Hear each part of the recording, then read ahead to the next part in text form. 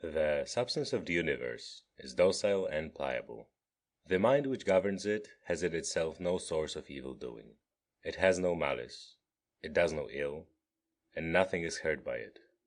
By its guidance all things come to be, and fulfill their being. Act the part which is worthy of you, regarding not whether you be stiff with cold or comfortably warm, whether you be drowsy or refreshed with sleep, whether you be in good report or bad, whether you be dying, or upon some other business. For death also is one piece of the business of life. And, here as elsewhere, it is enough to do well what comes to our hand. Look within, let not the proper quality or value of anything escape you. All that exists will very speedily change, by rarefaction, if all substance be one, otherwise by dispersion. The guiding mind knows what its own condition is, how and upon what matter its work is done. The best revenge is not to copy him that wronged you. Find your sole delight and recreation in proceeding from one unselfish action to another, with God ever in mind. The ruling part of you is that which rouses and steers itself, making itself what it wishes to be, and making all that happens take such appearance as it will. All things are accomplished according to the will of universal nature. There is no other nature to influence them which either comprehends the former from without, or is contained within it, or exists externally and independent of it. The universe is either a confusion, ravelled and unravelled again, or else a unity compact, of order and forethought. If it be the former, why should I wish to linger amid this aimless chaos and confusion, or have any further care than how to become earth again? Nay, why am I disturbed at all? Dissolution will overtake me, do what I please. But if the latter be the case, I adore the ruler of all things. I stand firm and put my trust in him.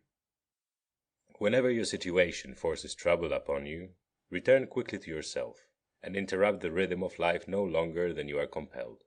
Your grasp of the harmony will grow surer by continual recurrence to it. Had you at one time both a stepmother and a mother, you would respect the former, yet you would be more constantly in your mother's company. Your court and your philosophy are stepmother and mother to you. Return then frequently to your true mother, and recreate yourself with her. Her consolation can make the court seem bearable to you, and you to it. Keep these thoughts for meats and eatables. This that is before me is the dead carcass of a fish, a fowl, a hog. This valerian is but a little grape juice. Think of your purple robes as sheep's wool stained in the blood of a shellfish. Such conceptions, which touch reality so near, and set forth the sum and substance of these objects, are powerful indeed to display to us their despicable value. In this spirit we should act throughout life, and when things of great apparent worth present themselves, we should strip them naked, view their meanness, and cast aside the glowing description which makes them seem so glorious. Vanity is a great sophist, and most imposes on us when we believe ourselves to be busy about the noblest ends. Remember the saying of Crates about Xenocrates himself. Most objects of vulgar admiration may be referred to certain general classes. There are first those which hold together by cohesion or by some organic unity, such as stone, timber, figs, vines, or olives. The things which men a shade more reasonable admire are referred to the class which possesses animal life, such as is seen in flocks and herds. When man's taste is still more cultured, his admiration turns to things which can show a rational intelligence. But he admires this intelligence not as a universal principle, but only so far as he finds it expressed in art or industry, or indeed sometimes merely so far as it is exhibited by his retinue of artist slaves. But he who values rational intelligence as a universal thing, and as a social force, will care nothing for these other objects of admiration. He will, above all things, strive to preserve his own mind in all its rational and social instincts and activities, and to this end he will cooperate with any of his kind. Some things hasten into being, some hasten to be no more. Even as a thing is born, some part of it is already dead. Flux and change are constantly renewing the world, just as the unbroken flow of time ever presents to us some new portion of eternity. In this vast river, on whose bosom there is no tarrying, what is there among the things that sweep by us that is worth the prizing? It is as if a man grew fond of one among a passing flight of sparrows, when already it had vanished from his sight. Our life itself is much like a vapor of the blood, or a drawing in of air. Our momentary actions of inhalation and exhalation are one in kind with that whole power of breathing which, yesterday and the day before, we received at birth, and which we must restore again to the source from whence we drew it. It is a small privilege to transpire like plants, or even to breathe as cattle or wild beasts do, to feel the impressions of sense, to be swayed like puppets by passion, to herd together and to live by bread. All this is no great thing. There is nothing here superior to our power of discharging our superfluous food. What then is of value? To be received with clapping of hands? No. Neither therefore is the applause of tongues more valuable, for the praises of the multitude are not by the idle clapping of tongues. Dismiss the vanity called fame, and what remains to be prized?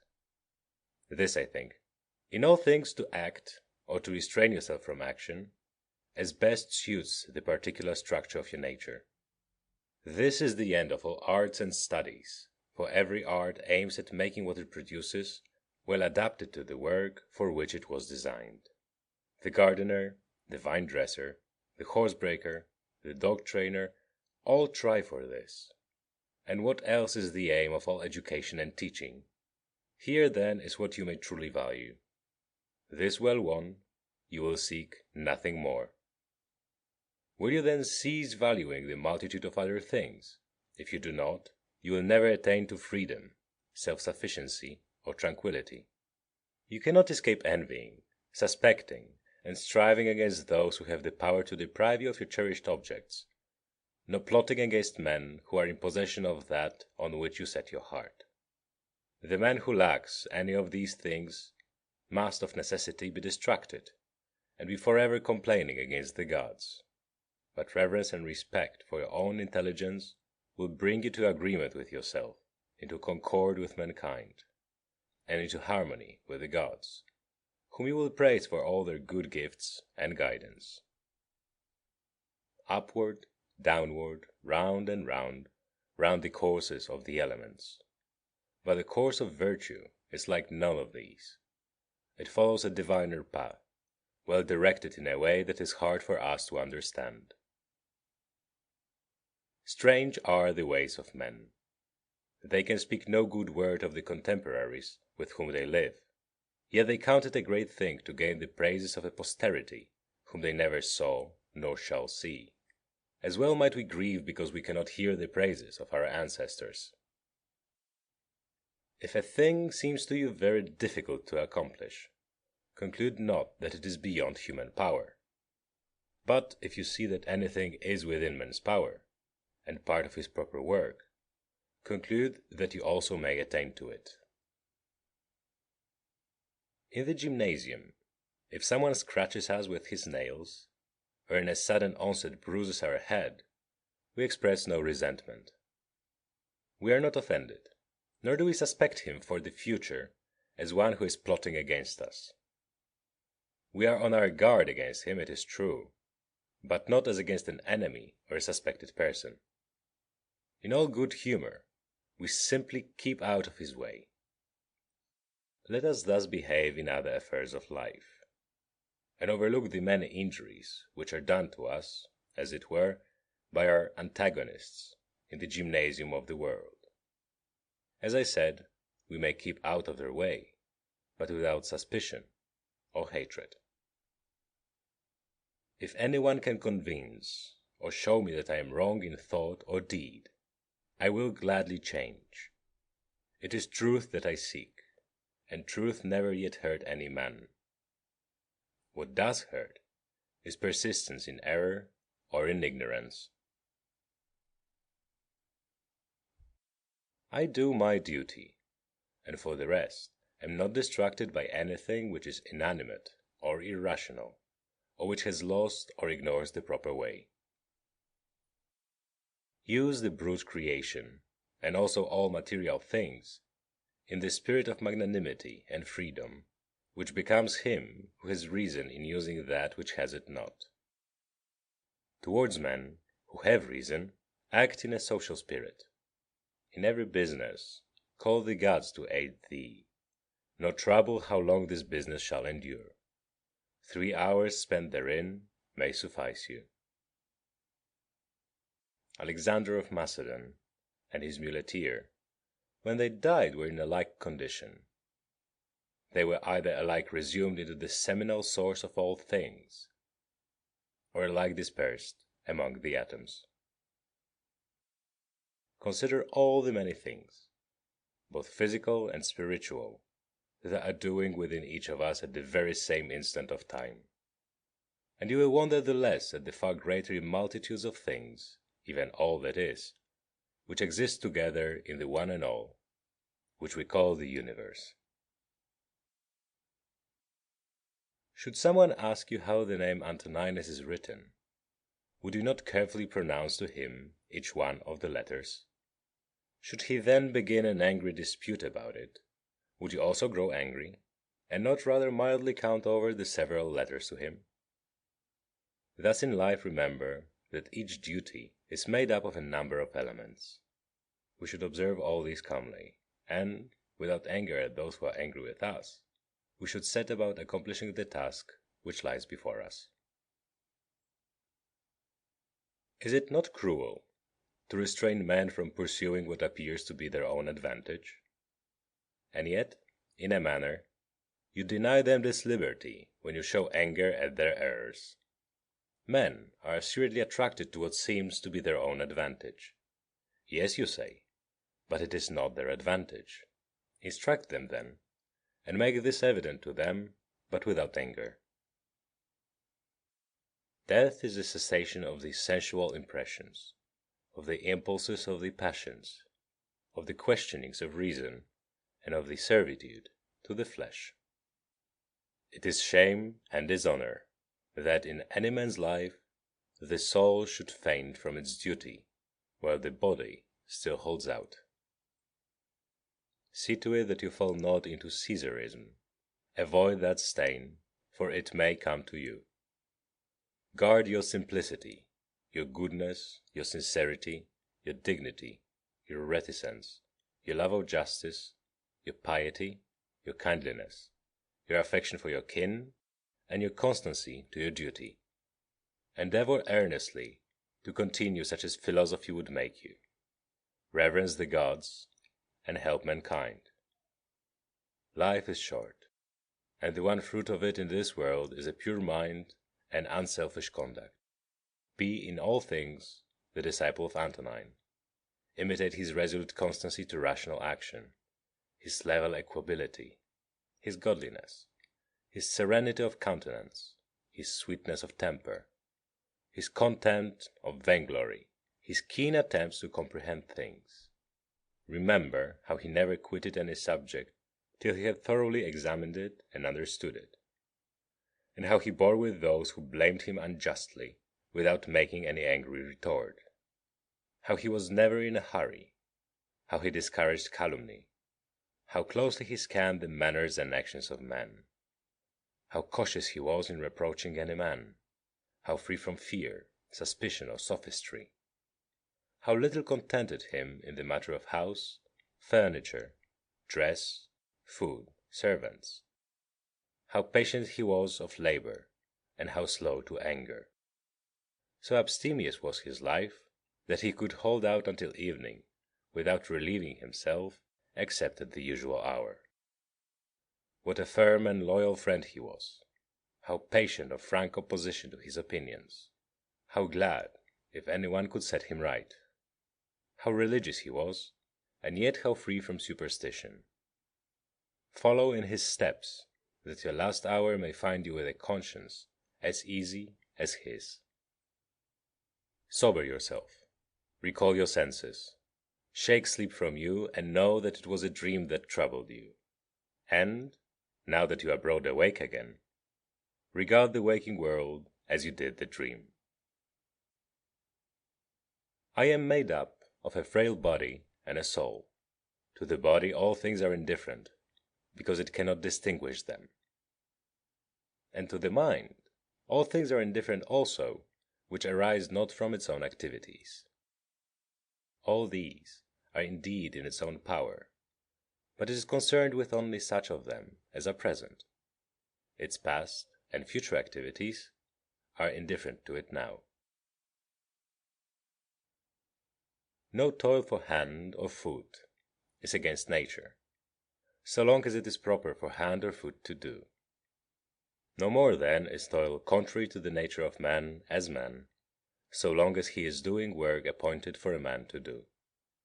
And if it be not contrary to his nature, it cannot be evil for him. How many are the pleasures that have been enjoyed by robbers, rakes, parricides, and tyrants? Do you not see how common artificers, though they may humor the public to a certain extent, cling to the rules of their art, and cannot endure to depart from them?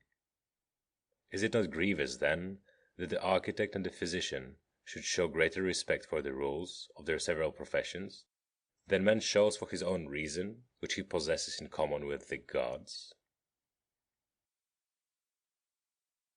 Asia and Europe are mere corners of the universe. The whole sea is but a drop, Athos a clod. All the present is but an instant in eternity. All things are small, changeable, and fleeting. Everything proceeds from the universal intelligence, either directly or as a consequence. Thus the jaws of lions, poisons, all evil things such as thorns or mire, are the consequences of the grand and the beautiful. Do not then imagine that they are foreign to that which you revere, but consider well the source of all things.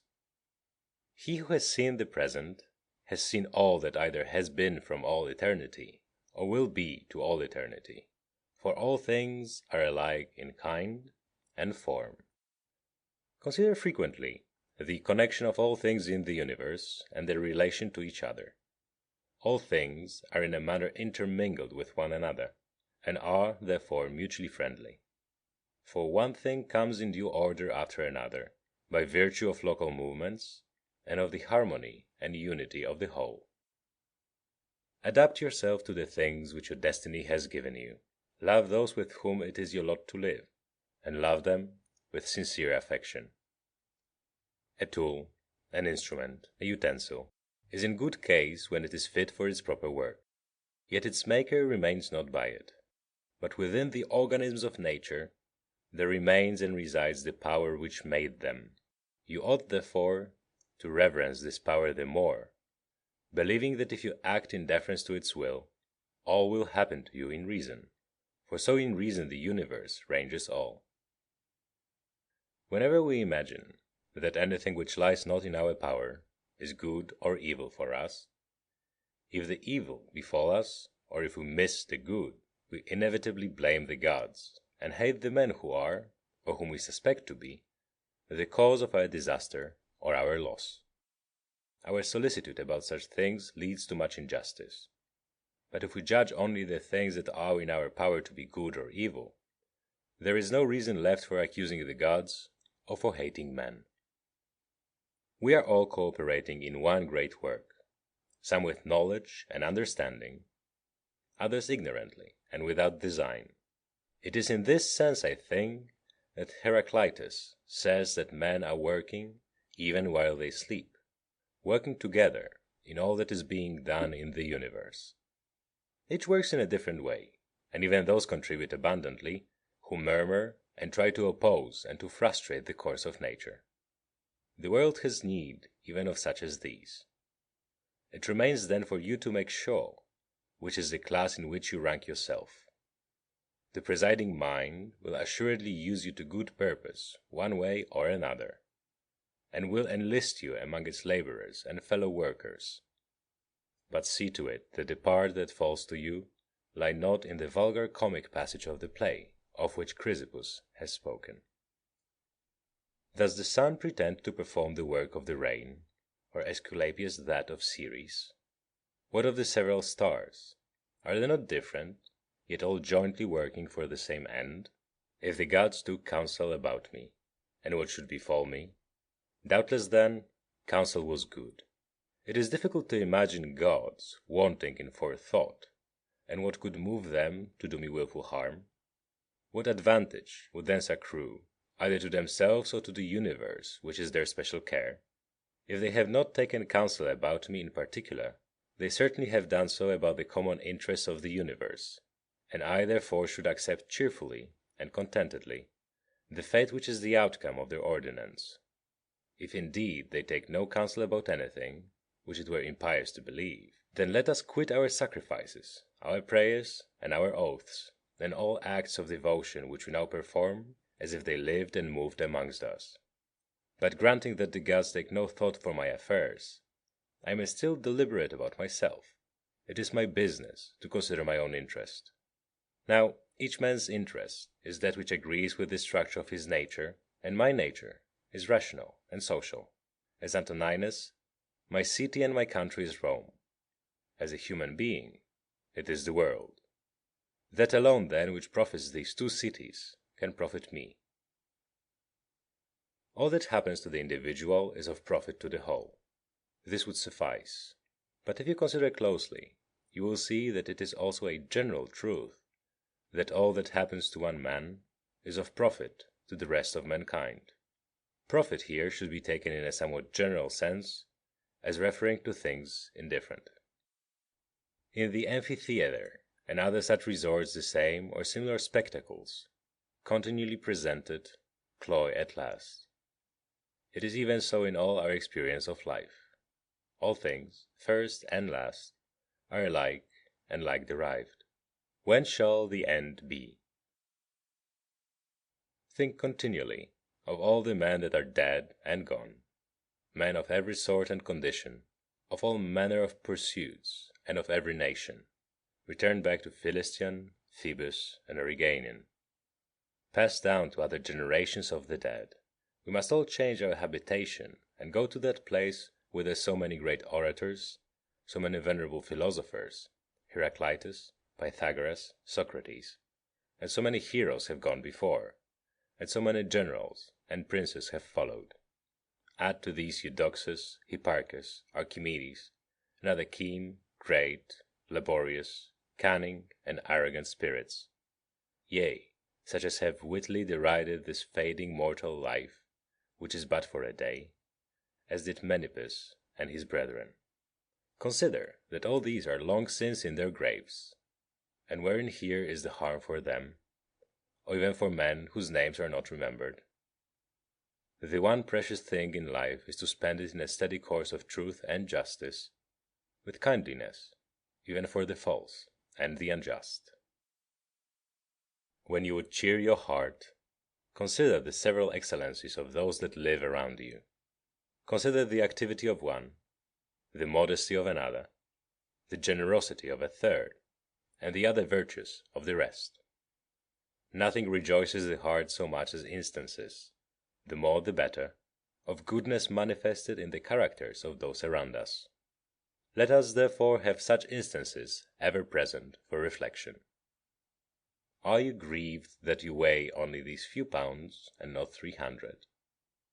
If not, is there greater reason to sorrow if you live only so many years, and no longer? You are satisfied with your allotted quantity of matter. Content yourself then likewise with the span of time appointed you. Try to persuade men to agree with you, but whether they agree or not, pursue the course you have marked out when the principle of justice point that way. Should one oppose you by force, act with resignation, and show not that you are hurt. Use the obstruction for the exercise of some other virtue, and remember that your purpose involved the reservation that you were not to aim at impossibilities. What after all was your aim? To make some good effort, such as this. Well, then you have succeeded, even though your first purpose be not accomplished. The vainglorious man places his happiness in the actions of others. The sensualist finds it in his own sensations. The wise man realizes it in his own word.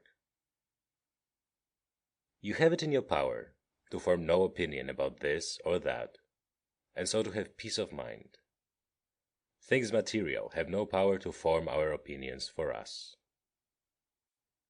Accustom yourself to attend closely to what is said by others, and as far as possible to penetrate into the mind of the speaker. What profits not the swarm, profits not the bee. If the sailors revile their pilot, or the sick their physician, whom will they follow or obey? And how will the one secure safety to the crew, or the other health to the patients?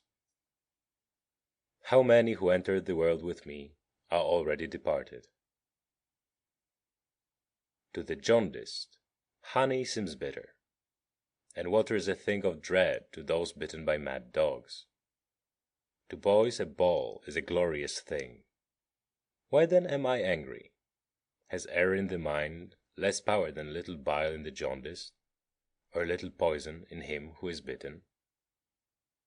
No man can prevent you from living according to the plan of your nature, and nothing can befall you which is contrary to the plan of the nature of the universe. Consider what men are, whom they seek to please, what they expect to gain, and how they go about to compass their ends.